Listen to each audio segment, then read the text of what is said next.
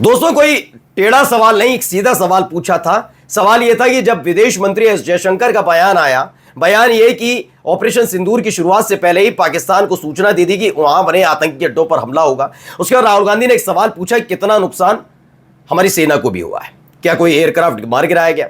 उसको राष्ट्रद्रोह से जोड़ा जा रहा था। हमारे देश के तमाम एंकर, पूरी की पूरी मीडिया, बीजेपी, मोदी सरकार, बीजेपी के नेता सब टूट पड़े थे। अब सीडीएस ने खुलासा कर दिया, पूरी तरीके से नहीं, लेकिन उन्होंने जिस तरह का बयान दिया उससे साफ जाहिर होता है नुकसान हुआ है। लेकिन अब एक नया शिफूगा छोड़ा जा रहा है। जानते शिफूगा क्या है? कह रहे हैं कि भाई ऐसा क्या है कि विदेशी मीडिया को जाकर सीडीएस बयान देते हैं, इंटरव्यू देते हैं, हमें क्यों नहीं दिया। सवाल यह है कि क्या आपने कभी पूछने की हिम्मत जुटाई? क्या आपने ये जानने की कोशिश की? नहीं, क्योंकि आप तो चरण चाटुकारिता में लगे थे। अब कैसे छाती पीटने में लगे हैं, जरा वो आपको दिखाऊंगा कि तनाव के बीच पाकिस्तान को आईएमएफ ने अपना खजाना खोलकर दे दिया। तो वहीं अब एक और खबर आई है कि एक और जगह से फंडिंग पाकिस्तान को हो गई है। लेकिन सवाल मत पूछना कि कितने देशों ने खोलकर हमारे देश का इस पूरे तनाव में साथ दिया। आपको दिखाऊंगा कि बीजेपी के एक बड़के नेता ने कैसे टेंशन बढ़ा दी मोदी सरकार की। दिल्ली हाईकोर्ट का नोटिस पहुंच गया है मोदी सरकार के पास कि जवाब दीजिए। इन जवाबों से अब आप भाग नहीं पाएंगे। और इसी के साथ दिखाऊंगा बात बात पर गंदगी उगलने के लिए पहचानी जाने वाली शर्मिष्ठा, जिनको लेकर अब राइट विंग, खास तौर पर अमित मालवीय जैसे लोग और पवन कल्याण कह रहे हैं कि यह नहीं होना चाहिए था। उसी शर्मिष्ठा की गिरफ्तारी से जुड़ी कई महत्वपूर्ण खबरें हैं। किसने उकसाया, इसका दावा है। और अब यह सवाल है कि क्या इनमें से कोई एक वकील शर्मिष्ठा के समर्थन में उतरा? कौन वो वकील है जो शर्मिष्ठा का केस लड़ रहे हैं? नमस्कार, मैं हूं प्रज्वल गौतम और आप देख रहे हैं the live TV. The live TV, सच सबसे आगे। आज ये सारी खबरें जरा गौर से देखिए दोस्तों, इनसे पता लगेगा ये दूसरों को भड़काकर कैसे आसानी से भाग जाते हैं। इन्हें जवाब भी देना होगा। अब ये छाती भी पीटेंगे। सबसे पहली खबर, रवीश कुमार ने एक ट्वीट लिखा, उसे पढ़ना चाहिए क्योंकि अब ये गोदी मीडिया छाती पीट रही है। क्यों? सीडीएस ने उस सवाल का जवाब दे दिया जिस सवाल पर यही गोदी मीडिया अपने ही यहाँ के विपक्ष को देशद्रोही और राष्ट्र विरोधी घोषित करने में जुटी थी। देखिए, सब कह रहे हैं सीडीएस को भारतीय मीडिया को इंटरव्यू देना चाहिए। कोई ये नहीं बता रहा है कि उनसे किसी ने इंटरव्यू मांगा भी था। लड़ाकू विमान गिरने की खबर अपने चैनल और अखबार में कौन पूछ रहा था और लिख रहा था? बताइए, किसने लिखा? नहीं, उन्होंने कहा, साहब ने कहा, साहब की बात मान ली आपने। 11 मई को हिंदू के दिनकरन पेरी ने यह सवाल किया था। उसी सवाल के जवाब में काफी इशारा था। उसे लेकर गोदी चैनलों ने क्या खबर चलाई थी? क्या इंटरव्यू मांगा था? क्या सभी उस चुप्पी का हिस्सा बन गए जो किसी को महान बनाने के लिए साधी गई थी? ऐसे लोग आक्रोशित हो रहे हैं जैसे रक्षा प्रमुख को ही फोन करना था कि एंकर भाई लाहौर से लौट आए हैं, हो तो मेरा इंटरव्यू कर सकेंगे। बताइए, किसने इंटरव्यू मांगा था? बिल्कुल सही सवाल है। किसी ने इंटरव्यू क्यों नहीं मांगा, क्यों नहीं पूछा? क्योंकि आप तो अपने ही देश के विपक्षी पार्टी के सवाल पूछने वाले लोगों को देशद्रोही घोषित करने में जुटे थे और अपने आप को घनघोर राष्ट्रवादी। आपकी जीभ 8-8, 9-9 गज लंबी हो गई थी और चरण चाटने में लगे हुए थे, क्योंकि आपका सच से कोई लेना देना नहीं है। अब देखिए, आदित्य राज कौल है, इनका पहले मैं थोड़ा परिचय आपको करा दूं। कौन है ये? अपने आप को सीनियर एग्जीक्यूटिव एडिटर लिखते हैं, TV9 भारतवर्ष के नेटवर्क के हैं। इन्होंने एक बात लिखी है, इन्होंने अंग्रेजी में लिखा है लेकिन मैं उसे हिंदी में कन्वर्ट करके बताऊंगा। इन्होंने 5 सवाल उठाए हैं। इन्हीं के सवाल के बाद शायद रवीश कुमार ने और इन जैसे पत्रकारों के बाद रवीश कुमार ने लिखा, uncomfortable questions for the people managing strategic communication in Indian national security apparatus। भारतीय राष्ट्रीय सुरक्षा तंत्र में रणनीतिक संचार का प्रबंधन करने वाले लोगों के लिए असहज प्रश्न है। क्या है? पहला, सीडीएस को ब्लूमबर्ग और राइटर्स को साक्षात्कार देने के लिए क्यों कहा गया, वह भी नई दिल्ली में, भारतीय बाजार के बजाय सिंगापुर में? सवाल है ये किसने कहा, क्यों किया? लेकिन सवाल यह भी है, क्या आपके चैनल ने कभी जानने की कोशिश की कि सच्चाई क्या है? कभी पूछा आपने? नहीं। आप तो ऑपरेशन सिंदूर और सिंदूर की वजह से कैसे उनके रगों में गर्म खून, ठंडा खून, गर्म सिंदूर दौड़ रहा है, उसी खबर को दिखाने में व्यस्त थे। दूसरा, जब आप ऑपरेशन सिंदूर की ब्रीफिंग की शुरुआत से ही कोई संख्या बताने को तैयार नहीं, तो अंतर्राष्ट्रीय मीडिया में जेट के नुकसान की बात क्यों स्वीकार की? हाँ, ये दूसरा सवाल वाजिब है। ये क्यों? दरअसल इसका जवाब मैं दे देता हूं। अगर आप सीधे सीडीएस से सवाल करते तो यकीन मानकर चलिए सीडीएस कोई किसी पॉलिटिकल पार्टी से जुड़े हुए नहीं होते। वो स्पष्ट बात करने के लिए जाने जाते हैं। वो जानते हैं उनको किस दायरे में रह के कितनी बात बोलनी है कैसे बोलनी है, लच्छेदार, तुकबंदी नहीं करते। वो स्पष्ट बात करते हैं और बिल्कुल सलीके से बात करते हैं। वो अनुशासन में रहकर बात करते हैं, उनको सब पता है।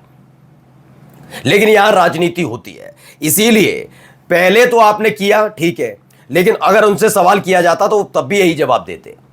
ठीक है, पाकिस्तान की तरफ से जेट कमांड कंट्रोल सेंटर और एएफएस के नुकसान के बारे में एक बात क्यों नहीं की गई, और ऑपरेशन सिंदूर की सफलता के रूप में कहानी पर ध्यान क्यों नहीं दिया गया। अच्छा, इन इंटरव्यूज के लिए किसने और क्यों कॉल किया, इसका उद्देश्य और तात्कालिकता क्या थी, इस पे सवाल। क्या सीडीएस को इस बारे में जानकारी नहीं दी गई और उन्हें तैयार नहीं किया गया कि अंतर्राष्ट्रीय मीडिया उनसे क्या पूछेगा। अब मतलब सीडीएस को तैयार किया जाए। अब सोचिए ये स्थिति पैदा हो रही है क्यों, क्योंकि मोदी सरकार जिस बात को छिपाने में और दबाने में जुटी थी, जिससे उनकी महामानव वाली छवि को चोट ना पहुंचे, उसे चोट पहुंची, तो अब उनके साथ के लोग तो थोड़े परेशान हो गए। सीडीएस को समझाना है कितना बोलना है, क्या बोलना है, कैसे बोलना है। पहले नरेंद्र मोदी को समझाओ कितना बोलना है, कहां बोलना है और कैसे बोलना है। सोचिए ये अपने देश की सेना प्रमुख को ही समझाने में जुटे हुए हैं। खैर आइए आ जाते हैं डॉक्टर निशिकांत दुबे के एक ट्वीट पर। तो भाई साहब ने एक हैंड राइटिंग कोई है, हाथों से लिखा हुआ एक लेटर है, उसके बाद एक और है, दो लिखते हैं और इस पे कहते हैं चोर चोरी से जाए लेकिन तुम्बा फेरी से ना आए। कांग्रेस पार्टी के सारे विदेशी ताकत अपने भारत को कमजोर करना चाहती है। अच्छा, कांग्रेस पार्टी के राष्ट्रीय अध्यक्ष खड़गे साहब ये 1965 के भारत पाकिस्तान के युद्ध के दौरान रक्षा मंत्री रहे श्री चौहान साहब का हाथ से लिखा नोट है। यही दस्तावेज आपको बता देगा कि युद्ध के समय उसके बाद भारतीय सेना की किसी भी नीति का खुलासा भारत सरकार कभी नहीं करती। 1966 और 1971 में इंदिरा गांधी जी ने भी यही संसद में कहा था। इसलिए आज तक 62, 65, 71, 47, 48 और 99 युद्ध तथा भारत के Sri Lanka Maldives operation blue star का दस्तावेज सरकार ने सार्वजनिक नहीं किया। मोदी विरोध में देश बेचना कोई कांग्रेस से सीखे क्या, यही बात आप सीडीएस से कह देंगे क्या? क्योंकि सीडीएस ने तो रणनीति बता दी ना। रणनीति क्या, उन्होंने ये पूछा था कि कैसे आपने मारा था, उन्होंने सिर्फ इतना पूछा कितना नुकसान हुआ, और अगर उस नुकसान का जवाब देना इनके हिसाब से देश बेचना है तो सीडीएस के लिए आप क्या कहेंगे? सोचिए ये इनकी मानसिकता है। ये आदमी तब जब ये विदेशों में बैठकर ये कर रहे हैं, ये मोदी, अगर ये लोग आप सोच रहे हैं बीजेपी के सांसदों को इसलिए भेजा, नहीं, ये सारे के सारे जो भेजे गए थे ये भेजे देश के लिए नहीं गए, गलत सोच रहे हैं आप। ये भेजे गए हैं मोदी का जो कद है वो वहां विदेश में बना रहे और वहां से एक दो करोड़ अच्छी आते रहे, यहां माहौल बनाते रहे। इन्हें कोई लेना देना नहीं है, इन्हें पता भी नहीं है कि इनके आसपास के देश अब भारत के दोस्त है भी नहीं है। ऐसे ही सांसदों की वैसे। डॉक्टर मुकेश कुमार लिखते हैं प्रधानमंत्री नरेंद्र मोदी लगातार उग्र होते जा रहे हैं, उनके बयानों में गुस्सा लगातार बढ़ता जा रहा, बढ़ेगा ही बढ़ेगा, लेकिन लगातार दोहरा रहे हैं कि ऑपरेशन सिंदूर रुका नहीं है। वे घर में घुसकर मारने और सबक सिखाने की बात कर रहे हैं।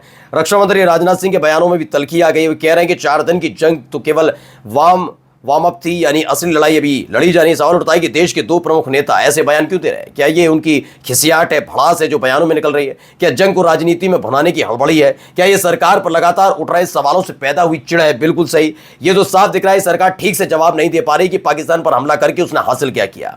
वह तो पीओके पर कब्जे की बात कर रही थी, मगर पाकिस्तान की 1 इंच जमीन पर कब्जा नहीं कर सकी। इससे उसके अपने समर्थक ही बुरी तरह से निराश हो गए। दूसरा सवाल ये उठता है कि कहीं ट्रंप के हाथों हुई फजीयत ने उन्हें बेचैन कर दिया है और वे अपने बयानों से लुटी लाज को ढकने की कोशिश कर रहे हैं। कूटनैतिकता विफलता से वे बुरी तरह विचलित हो गए। और तीसरा सवाल, क्या सचमुच सरकार को लगने लगा है कि उसे अपनी इज्जत बचाने के लिए एक और जंग लड़नी पड़ेगी और इसके लिए वे देश का मानस बनाने में जुट गई है? ये हमला या ये जंग बिहार चुनाव के पहले किया जा सकता है क्या? बिल्कुल इन सवालों का जवाब दीजिए, क्योंकि अब आपकी सिर्फ खिसियाट है। हौंक दिया जाएगा, गरम सिंदूर, ये डायलॉग बाजी से देश नहीं चलते। अब आइए फर्स्ट पोस्ट की खबर है, बहुत बड़ी खबर है। वेंटेज ऑन फर्स्ट पोस्ट है, the world bank has unveiled A $40 billion investment plan for Pakistan, calling it a country partnership framework. IMF ने अभी $1 बिलियन का कर्ज दिया, लेकिन अब इन सब के बीच क्या खबर निकल कर आ रही है? खबर ये निकल कर आ रही है $40 बिलियन का भी है। आप बार बार ये कहते रहे पाकिस्तान का ये हुआ, पाकिस्तान को देखिए कैसे भी कुछ भिखमंगा देश अपने आप को कहां तक भुना कर ले गया, ये सारी चीजें।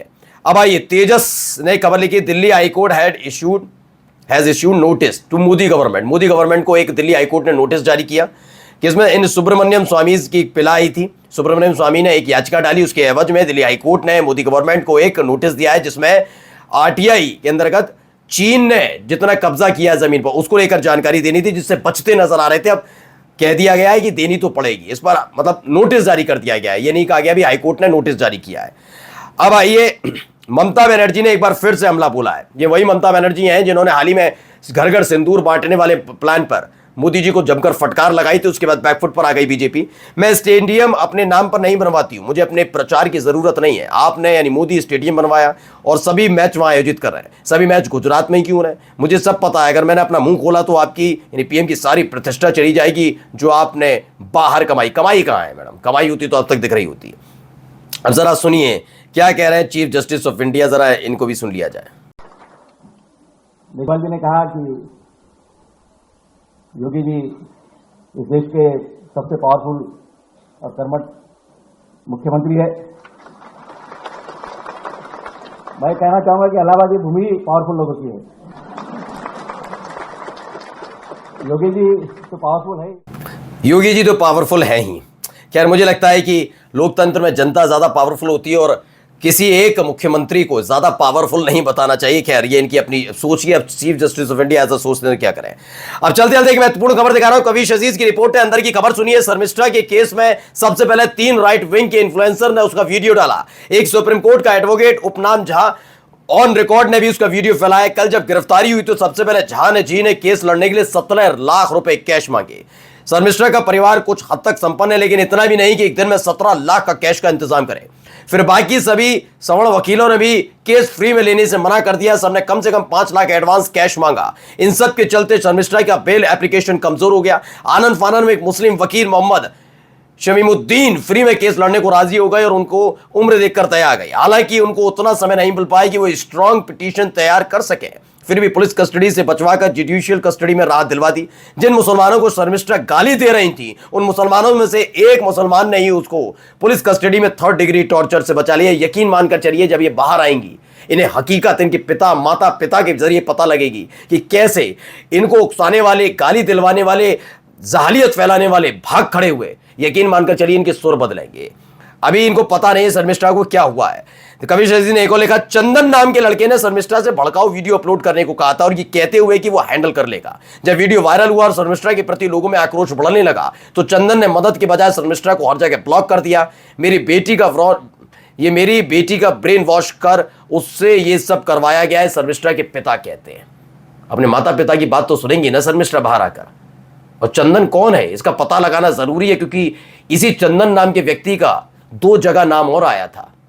2 जगह कौन सा वो बता देता हूं आपको जाने से पहले, जिससे आप समझ लें कि जब आपको पता होगा कि किस तरह हिमांशी नरवाल के बारे में गंदगी उगली जा रही थी। ये चंदन नाम का एक ट्विटर हैंडल गंदगी उगल रहा था, बहुत गंदगी, आपने वो सुनी भी होगी। ऐसे हमारे देश के विदेश सचिव विक्रम मिस्री की बेटी के बारे में जो गंदगी उगली गई थी वो भी इसी की आईडी से उगली गई थी। तो कौन है चंदन जिस पर कार्रवाई करने, जिस पर हाथ डालने से बचती है सरकार? नमस्कार।